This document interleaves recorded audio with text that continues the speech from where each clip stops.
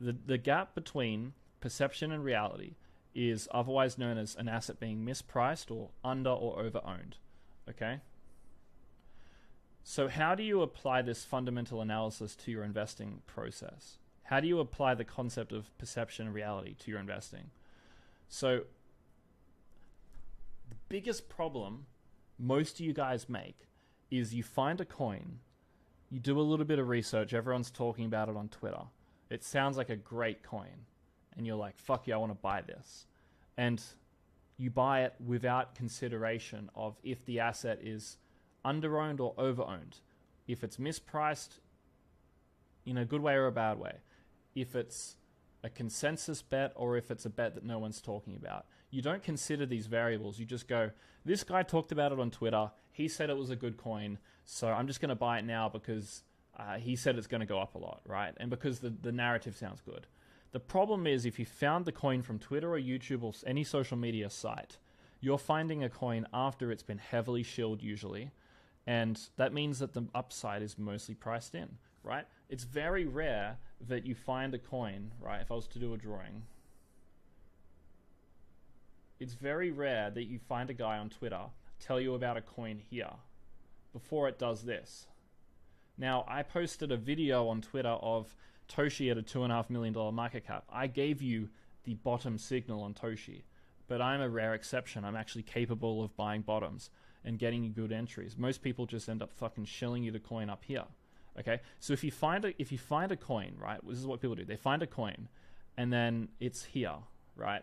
And they buy it, and then the price goes up from their entry, right? And they're all happy.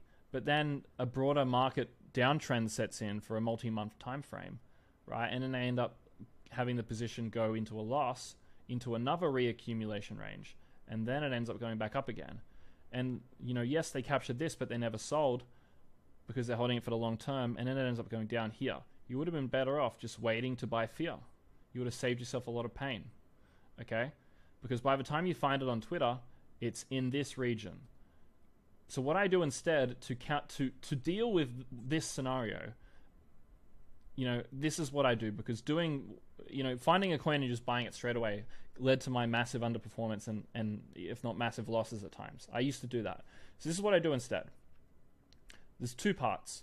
There's finding a coin and there's buying a coin. So when I find a coin, most of the time I find it because it was mentioned on Twitter or something, right? Or I saw someone talking about it, right? It's just because you find something late on Twitter doesn't mean it's late forever.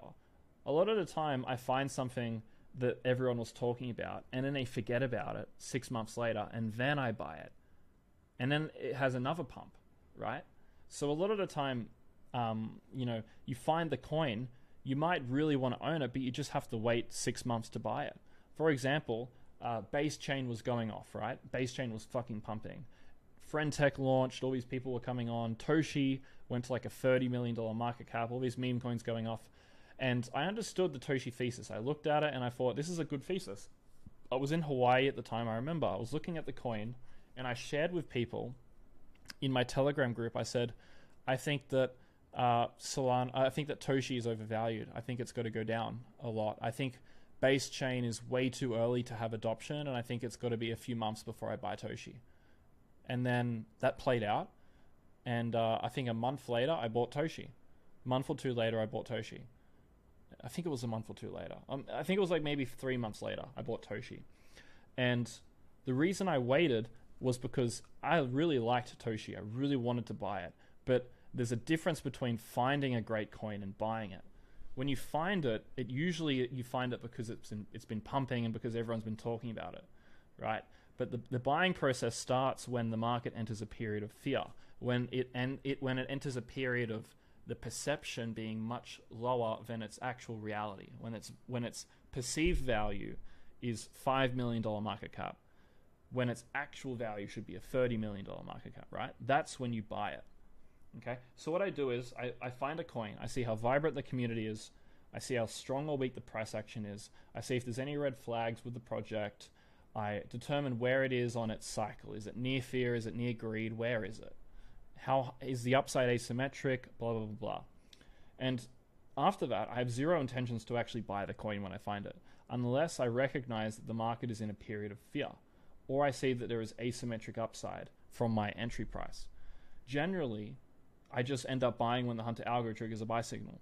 Now, for things like Toshi, I did not use any algorithms for that. I just bought when I thought it was the right time, when I thought that its perceived value was way lower than the reality.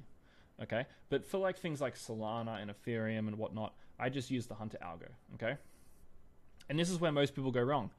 They go wrong buying coins too fast. There's no different differentiation between the finding and the buying of the coin. Most people group these together as if they're one fucking conjoined twin, right? It's like the two heads of a conjoined twin, right? You know, one of them's like looking this way and the other's looking that way, right? They're like fucking stuck to each other. You have to separate the conjoined twins. You have to be separate, okay? You find a coin, and that's a different thing from buying it, okay? You need to view fundamental analysis and the accumulation process as two separate processes. Just because you found a good coin doesn't mean you buy straight away. A coin is only good when its perception is worse than its reality, okay?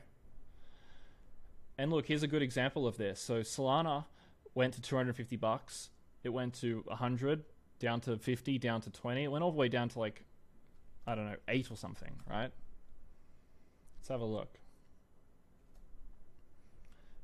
So yeah, 250 all the way to 80 to 130, all the way down to $8. Okay. When do you know when to buy Solana? Well, the fastest path to a chain getting immortality is naysayers dancing on your grave. Everyone thought Bitcoin was dead. Everyone thought Ethereum was dead. Then everyone thought Solana was dead, right? And what happens? Well, these things end up coming back with a vengeance, because attention and mind share, and we talk about this in the course. If something is dying, dead, and has lots of mind share, it's not dead. It's very much alive, and you need to be paying attention to that. So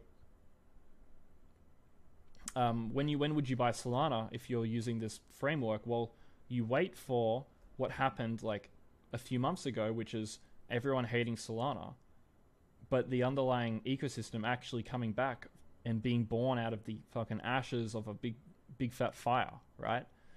Rising from the ashes again, Solana was at these prices. And I had a video, I think where do I mention that? So I actually doubled my Solana position at $19, okay?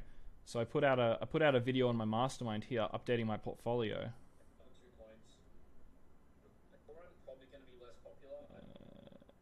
So yeah, I moved Blur to Solana and Arbitrum to Solana, okay? And so I basically doubled my Solana position after all the changes to my portfolio, right? And that was at $19, okay? It was on the 20th of September, and that's around here, so $19, okay? And it's now at 104, 109. Why did I do that? It was because I just looked at the project and I just thought this thing is completely mispriced. It's been how long? It's been like almost a year since the FTX scenario.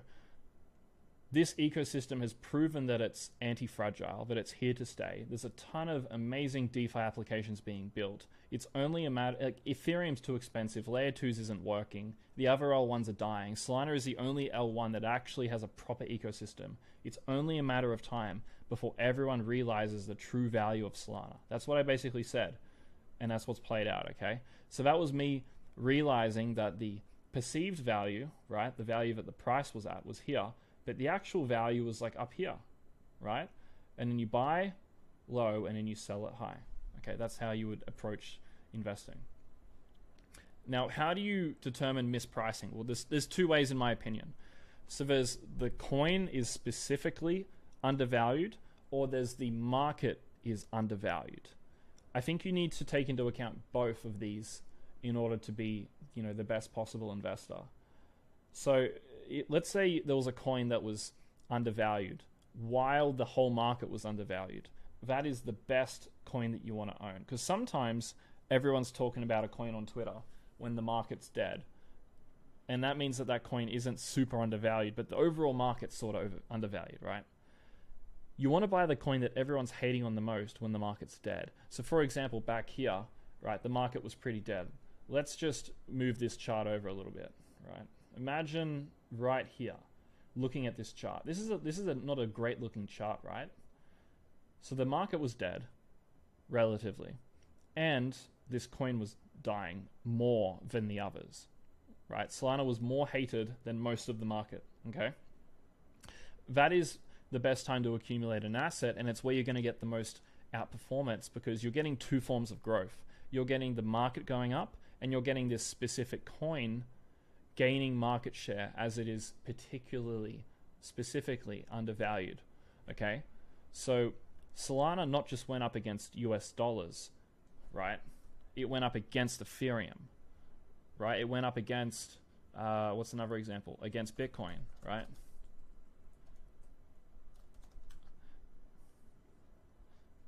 Right, so boom. So Bitcoin went up a lot, and Solana went up against Bitcoin. And that's where you get the most massive outperformance. It's when you get the double outperformance. It goes up on the USD pair, and it goes up on the Bitcoin and ETH pair. And that only happens when the asset is specifically undervalued compared to the rest of the market, okay? Now, when the broader market is massively overvalued, so let's just say the whole crypto market's super fucking overvalued, like, and the bull run, like, shit's stupid. Even if a specific asset is underowned and cheap, you still would need to sell that asset, because it doesn't matter. Every single coin, good and bad, shit and amazing, will drop 80-90% in a bear market. There's nothing that escapes the wrath of a bear market, okay? Because the broader market is a more dictating factor of the asset's price than the individual value, right?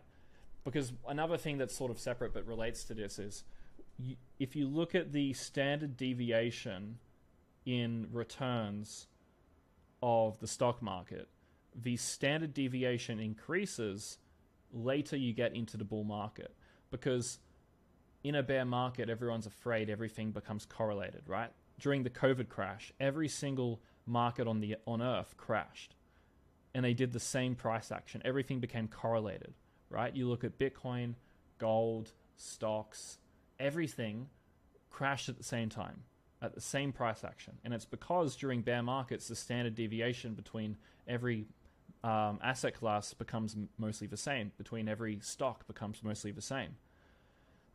In the bull market, like I said, the standard deviation increases. So when you go from a bull market to a bear market, that standard deviation between every asset drops to zero. There is no standard deviation. Every coin goes down. Okay? So that's why the broader market dictates asset prices more than the individual value, because when the market goes bearish, everything will go down, because the standard deviation goes to zero. There's no coins that are outliers. Okay? At least not in the first part of the bear market. Because especially in crypto, it's all assets reflecting roughly the same beta, right? Every asset in crypto, generally speaking, is trying to capture the same thing. It's trying to capture all this next billion people, all these people coming in through Coinbase, the ETF flows, like exit liquidity. It's the same. It's different coins trying to capture the same group of people. And so when a particular coin thinks it's going to get a ton of these people come in, it goes up in value. But if this one coin in the market has all these new people coming in, then every other coin probably thinks it has it as well, right? If Bitcoin has all these normies, TradFi coming into it, the rest of the market's going to go up too, because it thinks that after Bitcoin goes up, all these people are going to come into crypto broadly. And so then everything ends up going up, because it's all chasing the same beta, okay? And the reason why, I focus on so many more fundamental sort of analysis concepts besides just the team and the community is because you shouldn't even be valuing crypto on fundamentals over a short or medium term. The price of a coin is just a call option on its perceived value, on its perceived price potential at some point way down the road. So the price of a coin goes up when people think there's a higher chance that this coin gets tons of adoption. The coin goes up when people think the coin can go up in the future. The more someone thinks a coin goes up in the future, the higher the coin goes up now. You need to sell the coins that you have when the most amount of people are the most bullish that this coin is going to go up the most in value in the future.